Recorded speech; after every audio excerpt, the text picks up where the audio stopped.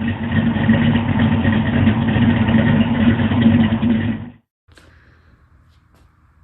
morning, fellow Ford lovers. This is Brent with Lykins Motorsports. This is our 363 dart block build for Mr. Ron.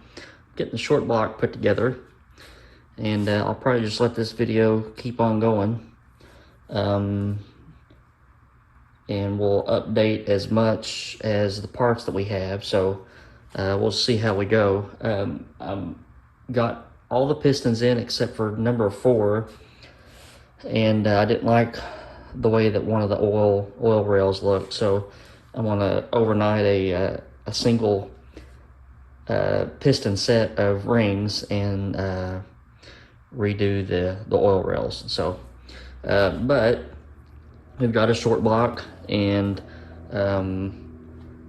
got our Cloy's timing chain on here. We got an ARP bolt. So there's a checklist of everything that I do before the timing chain cover goes on, and I just give everything a once over. So I've already checked to make sure all of our gallery plugs are in, and that our cam thrust plate bolts are torqued, and our cam bolt is torqued.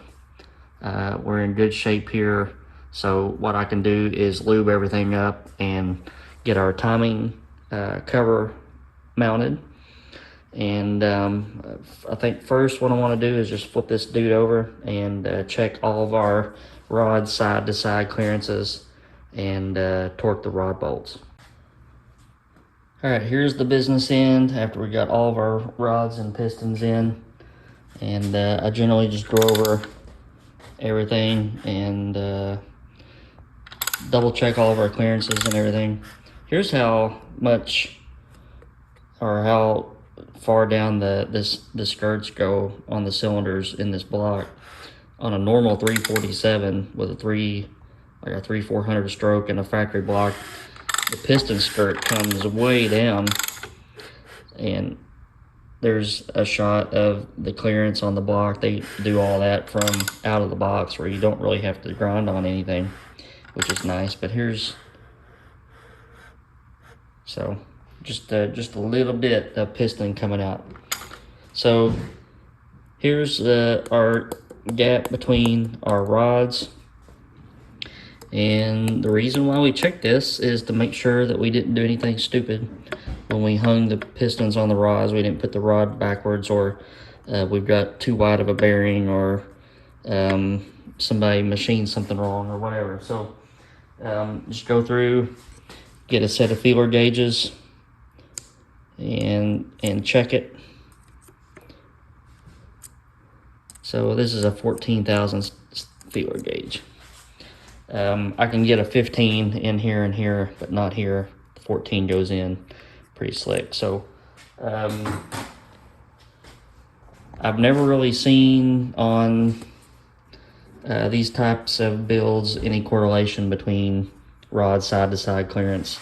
I've seen rules of thumb that you want I think 4 times your rod bearing clearance, which is a general rule of thumb. So these set up at around 2.2, 2.3. So 4 times that would be around 10 thousandths. I've never seen any rod side to side clearances tighter than 12 as long as I've been doing this. But I've also seen where it really doesn't make a hill of beans difference. So unless you're doing something like a piston guided rod or something like that. But there's that. Short block done, except for old number 4. They're hanging out until I get that set of oil rails. Now, so we'll go back and torque our rod bolts. These torque at 64 pound-feet. And we'll get everything torqued. I'll go ahead and redo or go back over our main caps so that I can get my oil pump bolted on. And we'll just keep plugging along. All right, here's our new timing cover, and we've got our gasket already glued on, and I trimmed around it so that the timing cover Nazis won't come after me. I really don't know why they have all this extra tabs sticking up on these gaskets, but I trimmed them off. So what I'm going to do is just get this kind of temporarily.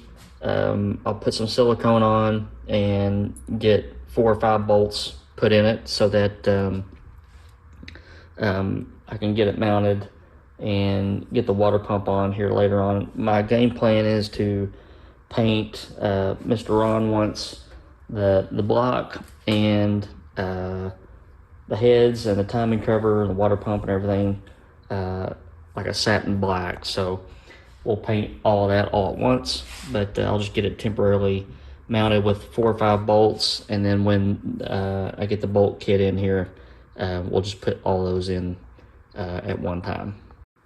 So here's the amount of silicone that you need. It's just barely a layer. If you're using a bead, you're using too much. I usually put the seal in at the end, and that's for blocks that don't have the dowels. I can use my timing cover spacer to get everything lined up, and it uses the seal board to do that. All right, and there we have that part. So that's done. So on FE stuff with timing, well, on small block Ford and FE stuff both, when you use a one-piece fuel pump eccentric, you want to just take a gander inside. This never works the way that I want it to. And make sure that the eccentric doesn't hit the timing cover. So it used to be that, well, nobody makes a one-piece fuel pump eccentric that's new for an FE, so we used to have to buy the small block Ford eccentrics. And on an FE, when you use the small block Ford one-piece eccentric, it comes dangerously close to the inside of the timing cover. So if the timing cover was made so that it had any casting ribs or anything inside, we had to grind those away. So it's always prudent to just take a gander in there and make sure that nothing's not what it's supposed to be. Let's see, what can we do? I need to put our timing cover seal in, and then we're going to turn it over and put our oil pump and ARP pump shaft in. Okay, on your timing cover seal, make sure that you lube it up real good. And this is a flanged seal. I kind of prefer these over the other seals, but either way, make sure you put a little silicone around this side of the seal that goes into the timing cover to seal it up. Oil pump is mounted. Our ARP pump shaft is in there. I use an M68A pump for small block Fords. That's a high pressure standard volume. It's not high pressure like 100 psi high pressure. It's about 65, 70 pounds of oil pressure, which is good. You really don't need a high volume for a small block like this. I mean, it's kind of like a play on words, but there's less volume to have to pump oil through on a small block, right? So you don't really need it. Next thing I'm going to do, flip it back over. We're going to get a cylinder head on and measure for push rods so I can order those and get those coming. Nothing that would keep me from putting the passenger side head on, so I can probably do that. But let me get this thing flipped over and we'll see what we can do. All right, so I have spent probably a good hour on nailing down rocker arm geometry. I first started with one of these Comp Cams steel rockers. This rocker arm and this head do not get along at all. And I'll show you a picture of the best width that I got, but or the best pattern that I got. The pattern was real narrow, but I just couldn't bring myself to put it where it needs to be put, where it needed to be put. Now, you don't have to get perfectly on center. Nothing states that you have to do that. You want to go for a narrow pattern near the center.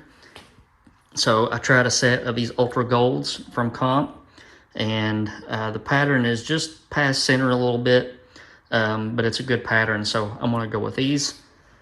And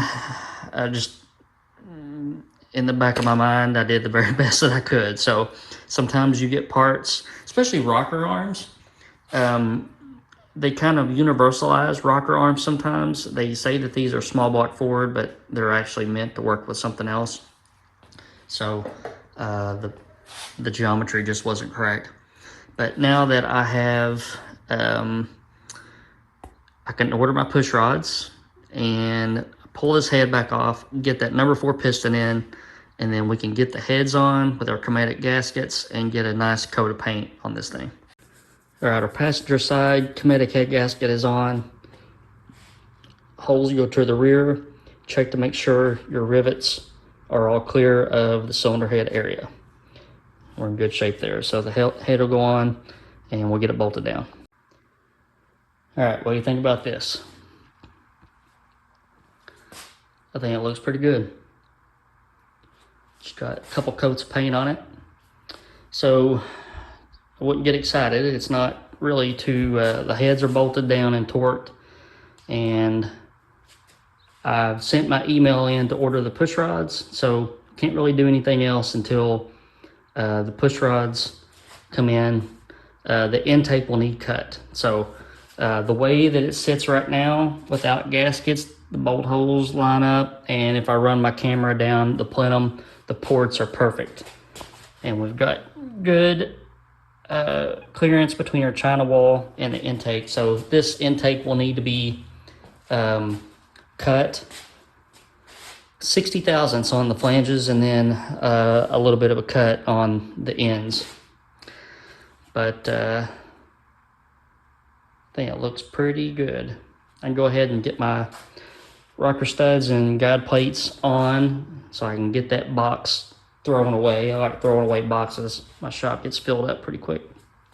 But this is where we are. Distributor is back ordered. I think Canton oil pan is here. Should be able to get that on the beginning of the week after all the paint dries and everything. So we are moving along. Thank you guys for watching this video. Thanks for subscribing to the channel. If you haven't subscribed, please do that so that you don't miss out. I get so many comments because people are not subscribed, and I'll do a guess the horsepower video or something like that. Then a couple weeks later, I'll dyno it and the results will be there. But I get 10 million comments saying, hey, what did that what kind of horsepower did that engine make? Well, if you were subscribed to the channel, you wouldn't miss out. So there. All right, guys, hope you're having a good weekend. It's beautiful here. I got to go flying this morning, flew up to Columbus, Indiana, grabbed some breakfast with my flight instructor, headed back. Got a couple hours in, so beautiful day. Talk to you guys soon.